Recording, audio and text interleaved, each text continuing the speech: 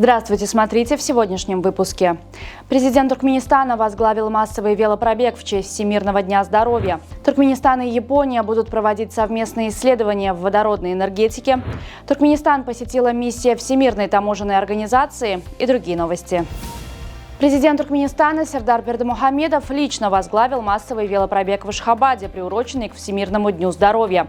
Мероприятие стартовало в южной части столицы у подножья гор Капидаг, где берет начало тропа здоровья, и завершилась в центре города у дворца Рухиет. В масштабной спортивно-оздоровительной акции приняли участие члены правительства, руководители Меджлиса, представители дипломатического корпуса, а также спортсмены, студенты и школьники. Аналогичные велопробеги прошли в городе Аркадак и во всех вилаятах Туркменистана.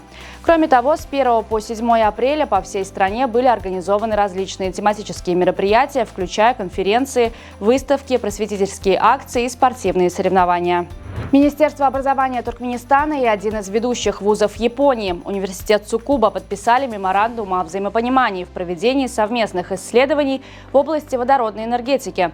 Подписание меморандума прошло в онлайн-формате.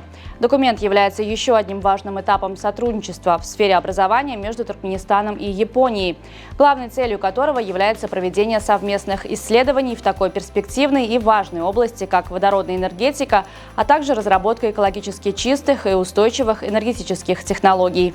В Ашхабаде находилась миссия Всемирной таможенной организации в целях оказания технической помощи в подготовке стратегического плана для регионального учебного центра в Туркменистане. В учебном центре при Государственной таможенной службе Туркменистана эксперты в ТАМО провели рабочие встречи и семинары, чтобы проанализировать учебный процесс и определить ключевые направления для создания и эффективного функционирования регионального учебного центра. Председатель управления по делам турок за рубежом и родственных общин Абдуллах Эрен прибыл с визитом в Ашхабад. В ходе визита турецкая делегация провела ряд встреч и посетила образовательные и культурные объекты столицы. В интервью журналистам Эрен отметил значимость Туркменистана для турецкого народа. Туркменистан имеет жизненно важное значение с точки зрения турецкой культуры и истории.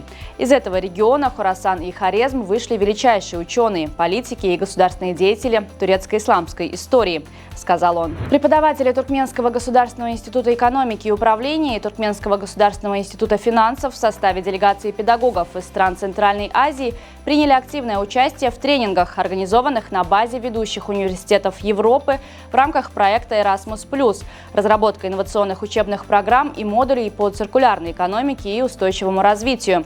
Специализированные тренинги были направлены на интеграцию принципов циркулярной экономики в образовательный процесс вузов.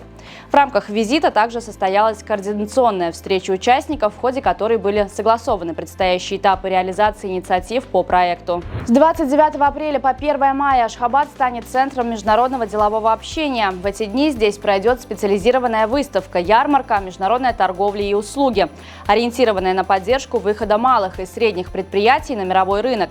ITSE 2025 предоставит участникам уникальную возможность укрепить существующие и наладить новые международные торговые связи, установить прямой контакт с перспективными зарубежными рынками и стимулировать экспорт.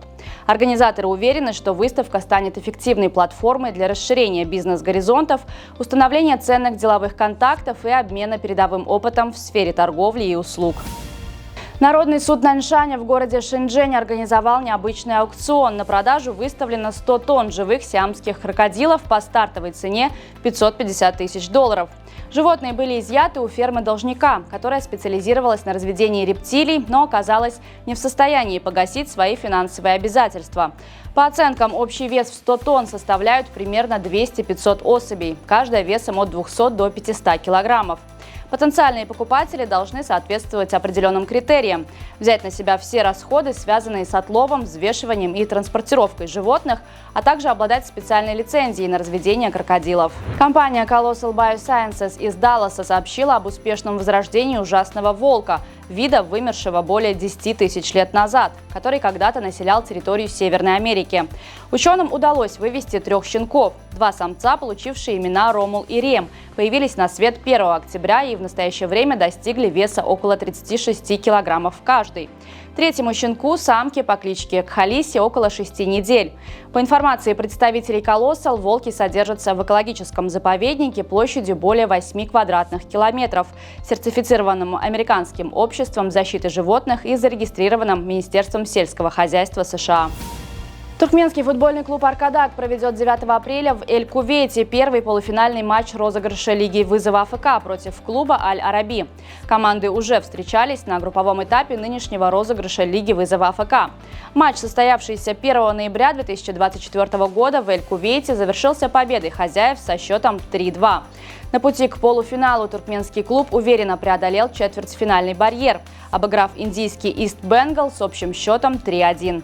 Аль-Араби пробился в полуфинал, обыграв по сумме 2 встреч оманский клуб Аль-Сиб с общим счетом 3-2. На сегодня это все. Желаю вам хорошего завершения дня. Увидимся завтра. И не забывайте, что Туркменпортал – ваш самый надежный источник новостей.